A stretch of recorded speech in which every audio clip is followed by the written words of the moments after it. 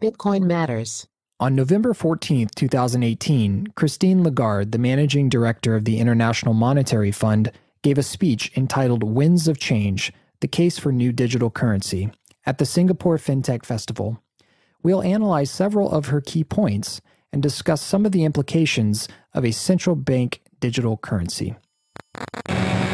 Okay, so I'm going to start out. I'm going to read the brief introduction that she gave for the speech. I'll quote it. And she says, I would like to do three things this morning. First, frame the issue in terms of the changing nature of money and the fintech revolution. Second, evaluate the role for central banks in this new financial landscape, especially in providing digital currency. Third, look at some downsides and consider how they can be minimized. So first, she refers to fintech. What is fintech? There's no such thing as fintech. There's only software. And this might sound a little strange to people, but I'll explain what I mean. Everything is being turned into software. Music, television, movies, and now with Bitcoin, money. All of these things are now being mediated by and represented by software. So there is no fintech as such any more than there's music tech or TV tech. It's all software. And the rules of software are what applies, not anything else. So she also says that money's nature is changing. What do you think about that? That's not true at all. Money's nature can never change because man's nature can never change. And his needs of money and the function that money provides to him can never change. What's changing is its form. Previously, it was gold and silver. That was the money. And now we're in the stage of fiat paper money. And once again, money is changing into Bitcoin. Throughout each of these different stages of the development of money systems, what money is, its function in society has not changed. Only the method has changed. So money is not changing. Money can never change and it will never change. Only the tools that are used to do the money function can change. So what these people don't understand and don't want to understand is that they can't change the nature of money. That's what they're trying to do when they increase the money supply, believing that they can control the nature of money. That's false. Money's nature can never change. And that's why Bitcoin was written. Bitcoin is written to express the nature of money directly in software in a way that can't be changed or revoked. That's why it's so powerful. And that's why Christine Lagarde has made this speech, because it threatens their ability to tell the lie that they can control money. Okay, so Lagarde says also that central banks have a role to play. Is that true? And what does that role look like? Central banks don't have a role to play in the future forms of money because the future forms of money are software. Only software developers have a role to play in the development of software. And of course, companies that use that software have a role to play in the software that they write for their services. Central banks are not going to have any role in the future economy. Bitcoin replaces central banks. It replaces central banks with an immutable, neutral, apolitical system that's more like a standard or natural law than anything else. And this is one reason why Christine Lagarde and her class are very worried about Bitcoin, because they know perfectly well that it completely removes the need for them. Everybody can rely on Bitcoin as a global standard that cannot change. It's absolutely reliable. And that means there's no need for them. Absolutely right. Bitcoin performs all the functions of what a central bank currently tries to do. Final settlement of payments and all these sort of things. But I mean, it's beyond that as well. And like you said, it is an apolitical, neutral software that has monetary utility. And what I noticed in reading her speech was she doesn't really mention Bitcoin all too much. And I think there's a reason for that. I think that it's like the elephant in the room. It's this 800-pound gorilla that she's having to deal with. And she's talking about it in a way like, oh, this is a great opportunity. The reason why she doesn't mention it is because if she does mention it, everybody will realize that Bitcoin is providing a useful function right now that is a rival of entities like central banks and the IMF. And if it's working as it was designed to work, that means it's extremely, extraordinarily valuable. So, of course, she's not going to mention the name of the enemy in front of everybody who could suddenly switch to it. That's the reason why I think these people don't mention the word Bitcoin, because they know that it's promoting the enemy. Yeah, exactly. And she goes on to say, she says there are potential downsides to Bitcoin, as if to criticize it. Is she correct in saying that? And what potential downsides do you think she's referring to? There are no downsides to Bitcoin. The only downsides that they would consider to be downsides is that they're going to be disrupted. Bitcoin has far greater upside for the entirety of society, including all these peripheral things like the environment, than anything that they can produce. And so what these people do is they set up a straw man of the super edge use cases that the bad guys use Bitcoin for. It's a vanishingly small number of bad guys using Bitcoin for criminal activities. And in fact, Interpol released a report saying that the number of people using Bitcoin for criminal activities was extraordinarily low, almost indistinguishable from zero. So what these people do is they make these pretexts to say why Bitcoin shouldn't be adopted as a global standard. But thankfully, these people don't have the choice. They don't have the choice to stop rejecting Bitcoin on behalf of the market. The market is going to accept Bitcoin because it is the best alternative to central bank fiat money. And let's not forget also, if the Chinese and the Russians are all at this table, are they really going to accept Christine Lagarde's funny money as the global money? I don't think so. They're all going to have a desire to have a say in the technical specification, the money supply, who gets to be the issuer, et cetera, et cetera. Bitcoin is superior because nobody is in control of it. The Russians can accept it, the Chinese can accept it, the Americans can accept it, and they all know that the system cannot be gamed. The system is out of their control and benefits everybody simultaneously. So that's the benefit to society that Bitcoin brings. It cuts people like Christine Lagarde and her ilk out of the equation entirely and puts everything to do with the management of money under the control of software that everybody can see and which cannot be stopped, gamed, or controlled. She goes on to state that there is a need for a state-backed Bitcoin clone, and this is jumping right in from just what you were saying. This is often referred to as a central bank digital currency, or a CBDC. Would you say that it's true that we need a CBDC? First of all, who is we? We don't need what they're offering. We don't need the fiat. That's why Bitcoin was developed and released. So when they say we, who are they talking about? This is the kind of thing that people must not be allowed to just say and get away with. Well, the question as to whether we, quote unquote, need a CBDC is obviously no, nobody needs it because we have Bitcoin. The problem that Bitcoin solves was created by these central banks.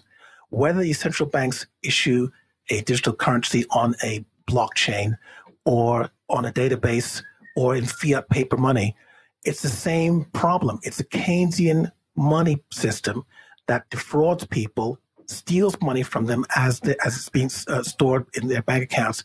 And so that's what needs to be stopped. That's what needs to be replaced. There is no need for these people to come in with their old and sclerotic systems to try and challenge something that's basically designed to cut them out of the equation entirely. Yeah, totally. And then she's also talking about the trade-off. She discusses this trade-off between, under a CBDC, between privacy and financial integrity, as if to insinuate that there could be some sort of privacy with a central bank-backed digital currency. Do you think that privacy is possible with a central bank-backed digital currency? Well, I think that question is actually not the right one. Obviously, privacy is possible. What we're talking about is whether or not there's going to be a third key that can unlock any transaction made on their funny money system. Now, there have been arguments about key escrow going on since the 1990s. And the only way that a system can be secure is if the people who have the private keys to it are the only people who have the private keys to it. And that's what Bitcoin provides. That's what GPG provides. These people don't understand that you can't have a system that's private and not private at the same time. You can't be a little bit pregnant. You're either pregnant or you're not pregnant. And so if they're going to try and launch a digital currency where there's a back door that can unlock and even reverse transactions, then nobody's going to accept it. And certainly, once again, if you're part of the Russian government or the Chinese government, you're not going to accept a public blockchain where the IMF is in control of who can reverse or undo a transaction. It's just not going to be tenable for them. That's why, once again, Bitcoin is the absolutely superior solution to this problem, because there is no possibility that any single country can dominate another country under it. And so Christine Lagarde, even if they would have the technical capability to put this thing together, which I seriously doubt they do, nobody's going to accept it because Bitcoin is superior. The only way that they could possibly beat Bitcoin is if they take the entire Bitcoin transaction record, copy it, and then call it IMF coin, and then don't change it, which means that they'll basically be running their own Bitcoin. And they don't have the means to do that. They don't have the technical capability to do that. And so their only option is to just accept Bitcoin. It's as simple as that. Now, whether the IMF can find some function in the Bitcoin world where money is not in the control of the states, under the control of a computer, that's not my interest at all. The only thing that matters is that these people cannot beat Bitcoin. Bitcoin cannot be defeated by them. They can make all the speeches they want. They can concoct all the fantasy software they like. It's not going to work. And we know that key escrow is going to be rejected by the market. And now when money is on the line, there's no way that that's going to be accepted while Bitcoin still exists. And they can't stop Bitcoin because it's absolutely everywhere. Pandora's box has been opened. It's too late. So the exchange price is down at the moment. We've had a pretty brutal week, as most people would think of it. The price is hovering right around 4,500 US dollars. Lagarde says that with her speech about these CBDCs, that they can bring stability to financial markets and things like that. Do you think that Bitcoin can really crash, though? I mean, if it's not even really technically money? No, and I've said this before, that Bitcoin can't crash. The problem here is twofold. The first part is that people are relying on a handful of regulated businesses to discover the price for them. And all of these businesses are not, first of all, they don't have deep enough penetration into the market to find out what the real price is. And secondly, all the people who are on it are basically playing around with Bitcoin like it's a toy. So if Coinbase, Bitstamp, and all these other exchanges quote you price X, that's not the real price or value of Bitcoin. The only way that that can be discovered is if there are many, many participants in the market all vying for Bitcoin and broadcasting at the same time, so that you can get a real indicator of what the price is. And this volatility is actually a market opportunity for somebody to write a piece of software that will make price discovery more rational. If you are a conspiracy theorist, you wouldn't be hard-pressed to come to the conclusion that there are market actors on these limited number of exchanges who have a lot of money, who go in and manipulate the prices so they can disparage and discredit Bitcoin or to make money for themselves. So the current price discovery mechanisms in Bitcoin are broken, and they can't be relied on for anything. And Bitcoin can't crash if the business models that are using Bitcoin are correct. Now, I've written about this as well. If you have a business model where the Bitcoin is being used only as a money transport, so that you buy it, consume it quickly, and the person on the other end gets rid of it quickly, then the value that's been transported is the same. With the correct business model, Bitcoin can be circulating around very quickly, and the price really doesn't matter. Now, there are no businesses that are doing this at the moment, but it's not too hard to conceive of a software platform being written that does exactly that. Even now, when you buy something with Bitcoin, you have a 15-minute window to complete the purchase. Obviously, when these systems are in place, that window will become longer and longer, because the people on the other end will know that they'll always be able to offload their Bitcoin at a reasonable price, or a price that doesn't break their counting. So we're still at the very early days of Bitcoin. There's a lot of software to be written. There are a lot of businesses that need to be launched, and all of these will have a dampening effect on the price. Also, once again, if there are a lot of actors all quoting prices for Bitcoin, then everything's going to be dampened down. So this price dip that we're in, that's causing everybody so much suffering, and I feel your pain and I feel sorry for you. But Bitcoin is a long-term project. It's going to take many years to fix everything. Remember, Bitcoin has a lot of enemies. One of those enemies is Christine Lagarde. Make no mistake. And these people will do literally anything to stop Bitcoin. They've tried lying. They've tried FUD. They've tried regulation. None of it will work. So it has been predicted many times that there's going to be a fight over Bitcoin. There's a famous quote. First they laugh at you, then they blah, blah, blah. And then at the end, then they fight you, then you win. Oh, are you talking about the quote that says, first they ignore you, then they laugh at you, then they fight you, then you win? Yes, that's the one. The then they fight you part hasn't come yet. And this fight is going to be ugly. The only way it's not going to happen is if very big players in the economy all get into Bitcoin. This is what's so encouraging when actors like Fidelity get into Bitcoin, because that class of person will not allow a big fight over Bitcoin that then they fight you stage. They won't let that happen.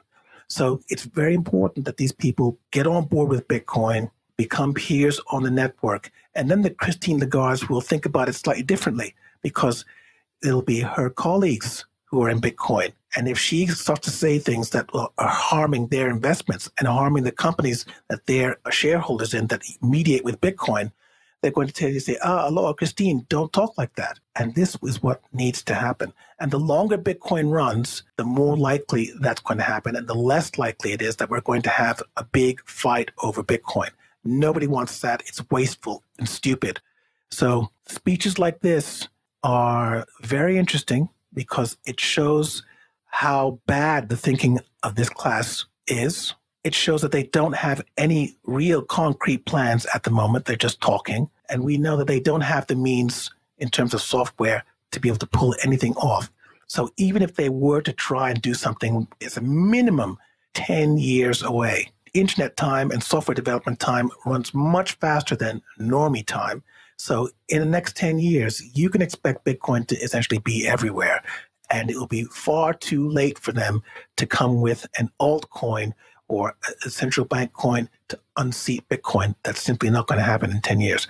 So they've basically missed this once too late. And the best they can do is try and contain Bitcoin, which is not going to be possible. There are too many people who need it. It's too reliable. It's too sound. It's too powerful. And anybody who says that the price is an indication of what Bitcoin can do or can't do, they don't understand Bitcoin. And there are a lot of people who don't understand Bitcoin. It's very complicated. But if you think Bitcoin's about the price, you are in error. It's simple as that. Well said. That's so spot on. And I would just add to that. You were saying that Bitcoin is getting stronger and stronger. And the way I think of it is, every new block that's generated basically every 10 minutes or so is that much stronger that Bitcoin is becoming. If you haven't killed it by now, 10 years on, every 10 minutes getting another block in the blockchain that's getting stronger. It's like a hydra. You cut off one head and two grow back, and pretty soon that hydra has 1,000 heads. And that's kind of how I think of the Bitcoin network. I mean, it's propagated all over the world. There are many nodes on the network. You take down one computer, you take down one node or a fleet of nodes even in one region, there's hundreds and thousands of others somewhere else. I mean, you can't stop this thing. Just like Napster. Napster opened a box for a world which we now live in. And, that was file sharing. And that was kind of the first taste of what we're experiencing now with Bitcoin. And what do we see? It's still happening. People are still sharing files everywhere, torrenting, peer-to-peer, all that sort of stuff. It's you can't go back. That's exactly right. And also what is very, very interesting is that nobody talks about file sharing anymore like it's a big problem. It's all under the radar. It's never on the news. It's never a big deal, but it's happening just as much as it used to. People are sharing files every single day in volumes that are really just quite astonishing. And what will happen, what may happen, is that Bitcoin will go into the spaces where people don't have access to financial services. It's about 3 billion people who don't. And if it just goes into those spaces and serves just those people, it will be one of the biggest software successes in the history of the world. And of course, that's what we're working towards with Azteco, to bring Bitcoin to those people in a form that's super easy, that will make them part of the society, for want of a better description, so they can have online e-commerce and do all the things that you and I take for granted. So even if we just serve the 3 billion people who currently don't have access to financial rails, it will be a huge, huge success. And similarly with file sharing, many people who don't have access to financial rails can't buy music on iTunes or the Amazon Music service. They rely on piracy, and you can be sure they all have music on their phones, pirated music, that is. And Bitcoin can serve those people in the same way that they get served by pirate music services.